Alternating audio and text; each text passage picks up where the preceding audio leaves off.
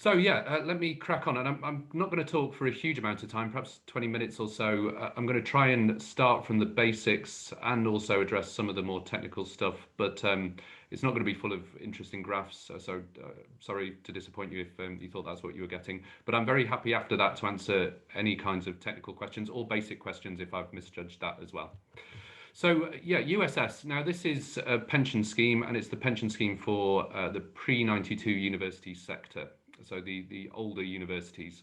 Um, I'll talk about the structure of the scheme in a minute, but if you do work in a post 92 university, then chances are you're in a different scheme.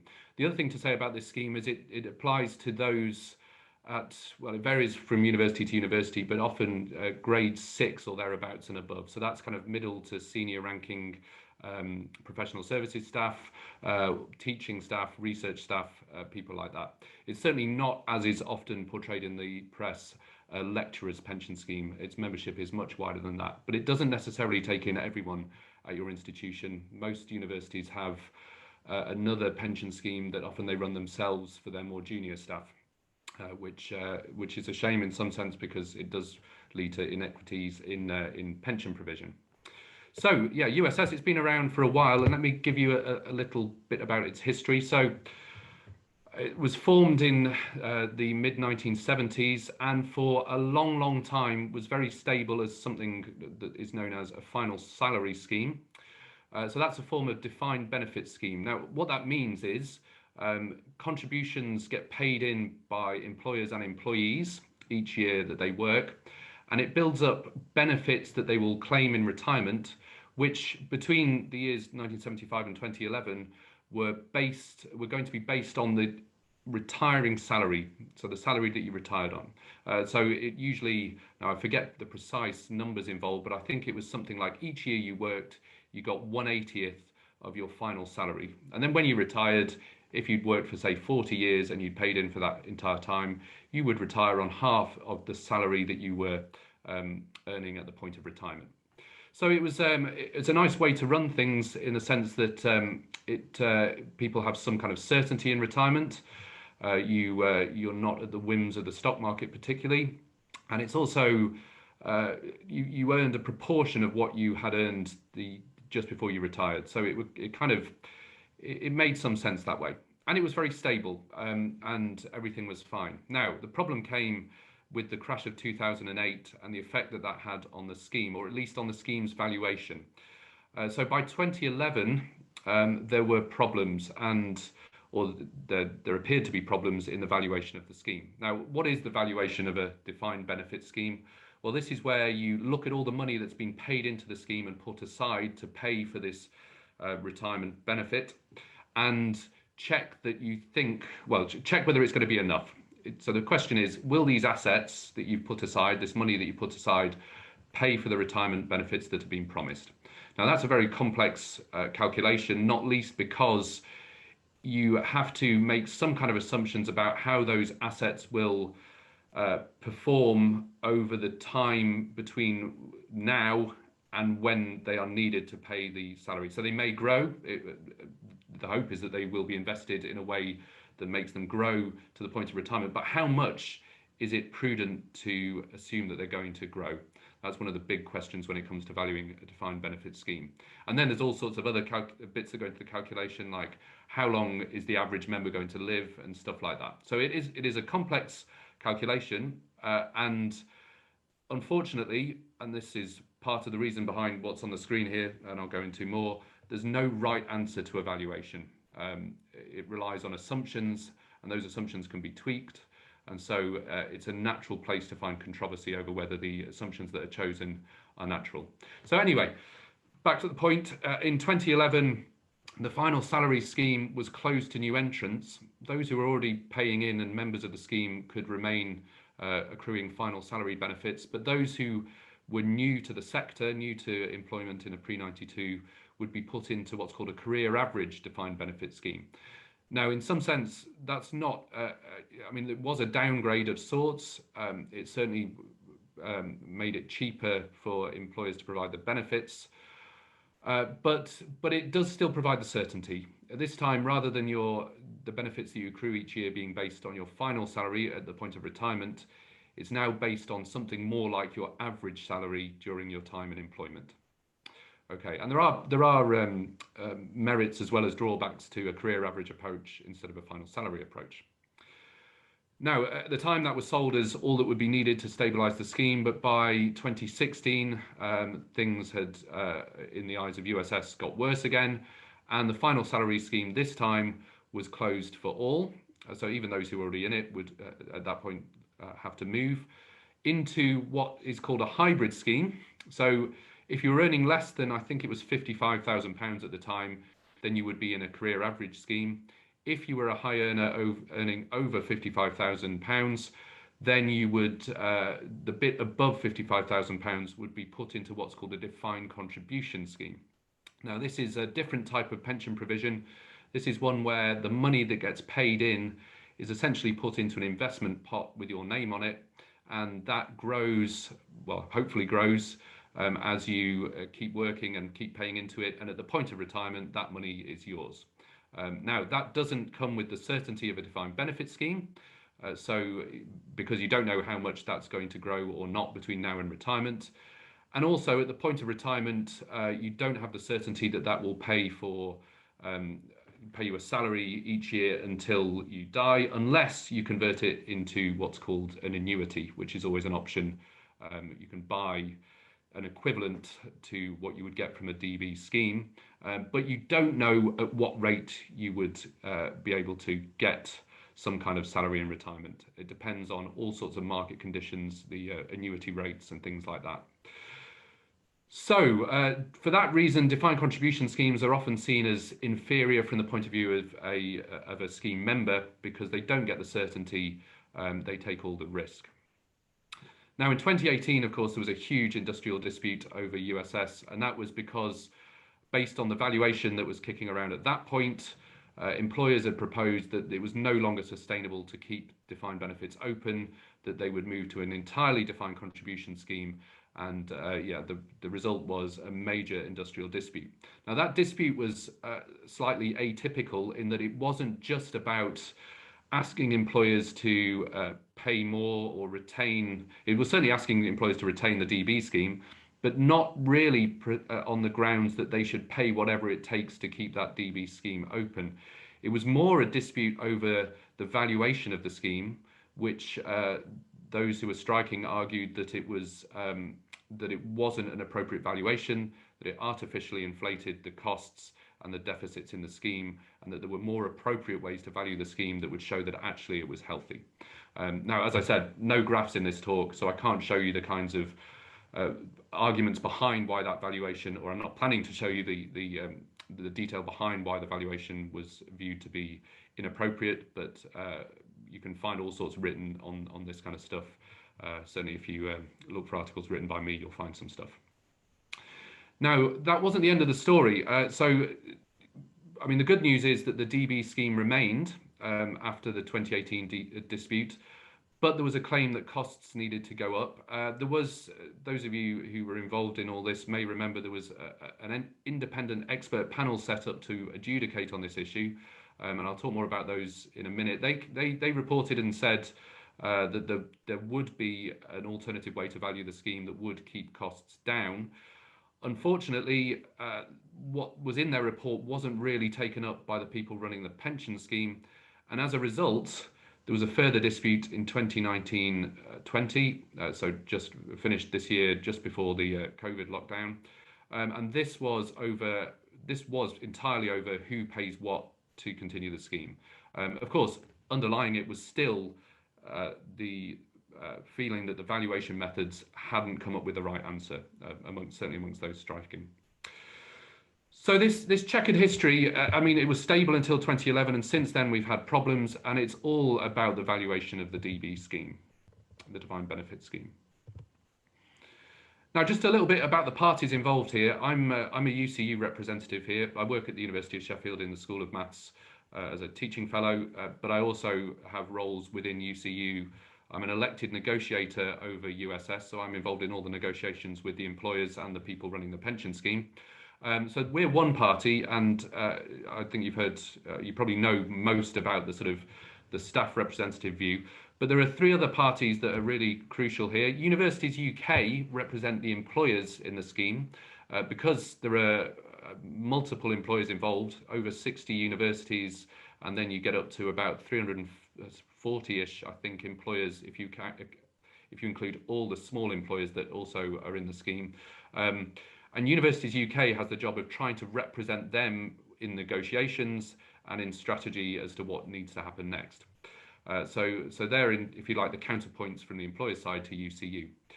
USS is an independent charity, I think that's the right status, which runs the pension scheme on behalf of the employers and members of the scheme.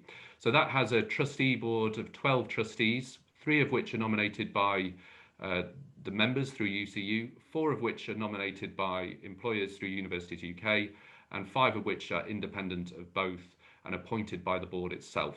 And it's their job to try and make decisions as to how the pension scheme should conduct its business, including the valuation of the scheme. So in some sense, those are the people that there is a dispute with, or there was a dispute with, in some sense, back in 2018 and again this year. Although formally, I should say, of course, we only ever strike against our employers. Okay, so yeah, hopefully there are no lawyers amongst the crowd. The final party I want to talk about is the pensions regulator, and it's their job to oversee this whole process and ensure that the pension regulation that's set by the government is adhered to. Now, in fact, they have quite a big role. They are constantly talking to the people who run the pension scheme. They've also been involved in some discussions with us and UCU and Universities UK over the valuation in particular. They do have strong opinions, and they do try and push USS in a certain direction. Roughly speaking, they're happy with the approach that's being taken of the sort of valuation methods, because one of their primary, and it's written down in legislation, I think, one of their primary objectives is to prevent calls on what's called the Pension Protection Fund, which is, if you like, an insurance fund that is available if a scheme gets into huge trouble and employers can no longer pay the benefits. So roughly speaking, the more that they can get being paid into the fund now, the less the chance of a call on that insurance fund. Anyway, they have their role. So one thing I should say, though, about both the pensions regulator and the trustees of the pension scheme is that they need to make sound decisions that are evidence-based and, if necessary, stand up in court, which is an interesting thing that people may want to ask about in question and answers potentially.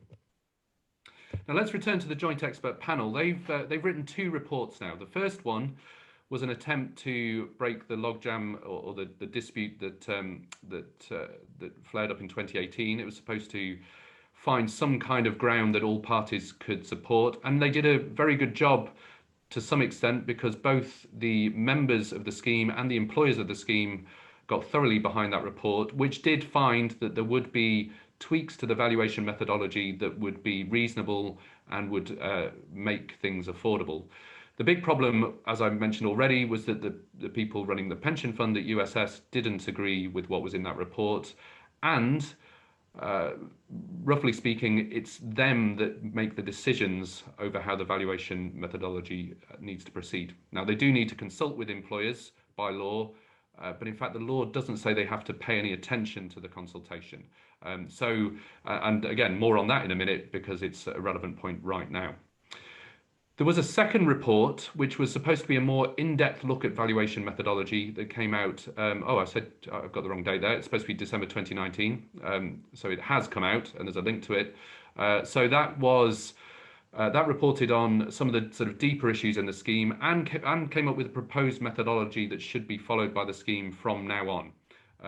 And again, that had a fair bit of support amongst employers and members, but it was supposed to provoke discussion at something called the Valuation Methodology Discussion Forum, which occurred in the first half of this year, which was a body that was formed it consisted of people from the pension scheme, USS, people from the union, UCU, people from Universities UK, representing employers.